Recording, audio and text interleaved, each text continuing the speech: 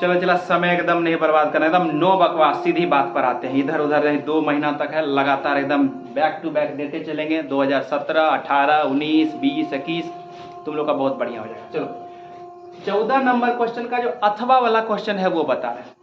वो नोमेनक्लेचर वाला हम बता चुके हैं। अब इसमें देखो अथवा वाला क्वेश्चन सब निकाल लो, क्वेश्चन बैंक 2017 निकाल लो। और 2017 में देखो क्या है, क्वेश्चन कहता है कि बर्नर के उपसंयोजक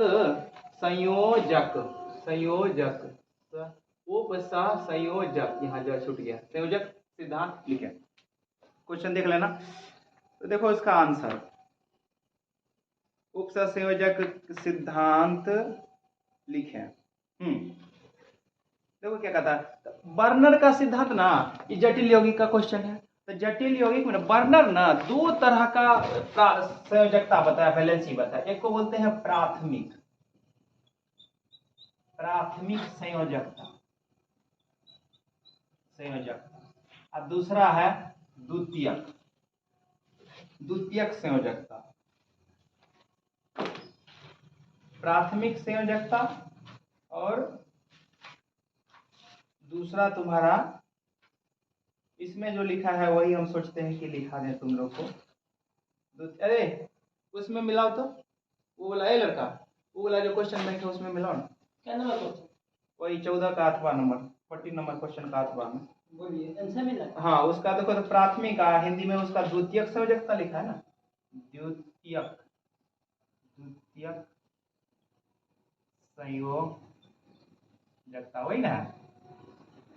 ये जो प्राथमिक संयोजकता होता है ना, इसको कहते हैं ऑक्सीडेशन नंबर।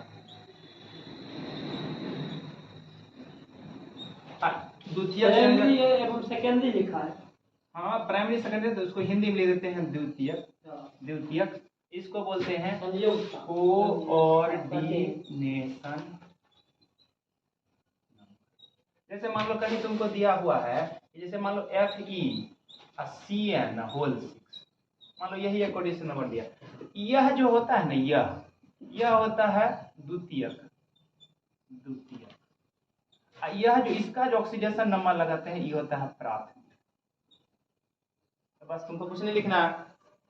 तो जब बर्नर के उपसंयोजक लिखेगा, बर्नर के उपसंयोजक सिद्धांत में 2 तरह के संयोजकता का, 2 तरह के वैलेंसी का वर्णन किया गया है। एक को बोलते हैं प्राथमिक संयोजकता और दूसरे को बोलते हैं द्वितीयक संयोजकता। प्राथमिक संयोजकता मतलब ऑक्सीडेशन नंबर। ऑक्सीडेशन नंबर देखो सेंट्रल एटम का निकलता है, यही हुआ प्राथमिक संयोजकता। और ये जो द्वितीयक संयोजकता होता है वो कोऑर्डिनेशन नंबर होता है, तो कोऑर्डिनेशन नंबर ये होता है। इस दोनों का चर्चा बर्नर नामक वैज्ञानिक ने किया था, और इसी के आधार पर वह किसी भी जटिल यौगिक को आसानी से समझ सकता है। इसी सिद्धांत को हम बर्नर के उपसंयोजक सिद्धांत कहते हैं। बस इसको आंसर में देख लो, आसानी से लिखा हुआ है, बस उसको उतार देना।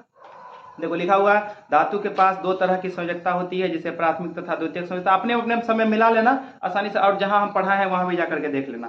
प्राथमिक संयोजकता, द्वितीयक संयोजकता होती है। एक को कहते हैं प्राथमिक संयोजकता को ऑक्सीडेशन नंबर कहते हैं, और द्वितीयक संयोजकता को कोऑर्डिनेशन नंबर कहते हैं। कोऑर्डिनेशन नंबर लिगेंड का निकलता है, मतलब लिगेंड का नहीं, सेंट्रल एटम का ही निकलता है, और ऑक्सीडेशन नंबर भी सेंट्रल एटम का निकलता है।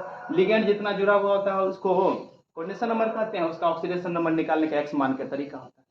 चलो इसको बना लेना इसमें। चलो एकदम नॉन स्टॉप जारी रहेगा। 14 नंबर लॉन्ग आंसर है, 5 मार्क्स का बता रहे हैं। देखो इसमें अथवा वाला में 5 मार्क्स का है, 5 मार्कर। इसमें बी नंबर में क्वेश्चन कहता है, देखो सब निकाल लो। 14 नंबर क्वेश्चन का अथवा वाला में बी नंबर, लिगेंड क्या है उदाहरण के साथ उसका वर्गीकरण करें। सबको मिल गया होगा। हम बार बार कहते हैं कि जब हमसे पढ़ते हो तो सामने में क्वेश्चन बैंक रखो और कॉपी रखो, और जैसे जैसे बताते हैं उसको लिखते चलो, उसका आंसर भी देखते चलो। क्वेश्चन है लिगेंड क्या है, और फिर उसके बाद तुम्हारा उसका उदाहरण के साथ वर्गीकरण करें। लिगेंड तुमको पता है, जैसे मान लो फिर से उदाहरण दे रहे हैं कि FeCN होल 6, इसको कोऑर्डिनेशन स्क्वायर है, यह सेंट्रल एटम है, यह जो होता है लिगेंड होता है।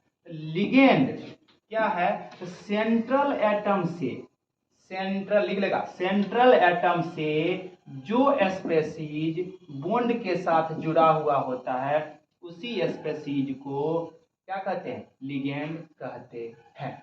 ये परिभाषा हो गया। तो इसमें भी इसका आंसर तुम देखो तो आसानी से समझ में आ जाएगा कि केंद्रीय परमाणु के चारों तरफ से जुड़े हुए अणु, परमाणु या आयन को एक साथ क्या कहा जाता है, जो जुड़ा हुआ था उसको क्या कहते हैं, लिगेंड कहते हैं। तो आसानी से इसका आंसर सब मिला लो ना, जिसके पास जो है उसमें बहुत बढ़िया लिखा हुआ, नहीं तो टारगेट वाला में तो ठीक ठाक लिखा हुआ वही उतार देना।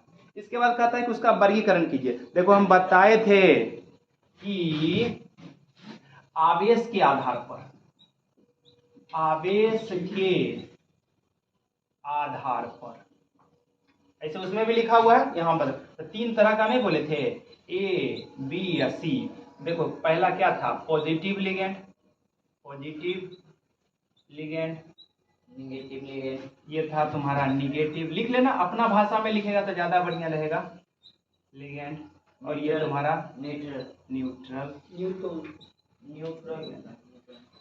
देखो इसको पॉजिटिव धनात्मक लिगेंड और न्यूट्रल लिगेंड आसानी से लिख सकता है, कहीं से कोई दिक्कत वाली बात नहीं है। और इसको हिंदी में भी लिख सकता है, उसका उदाहरण वहां पर है, क्वेश्चन बैंक का आंसर शीट में चला जाएगा, टारगेट के आंसर में वहां पर लिखा हुआ, आराम से देख के उतार लेना।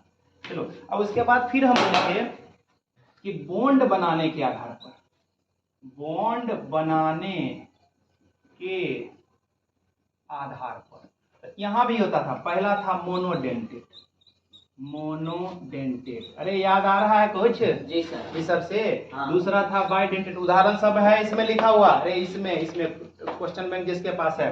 दूसरा बाइडेंटेट, तीसरा था पॉलीडेंटेट, पॉलीडेंटेट। और ये इसका तीनों का उदाहरण लिख लेगा, ये क्वेश्चन खत्म हो जाएगा। चलो स्टॉप करो, खत्म हो गया।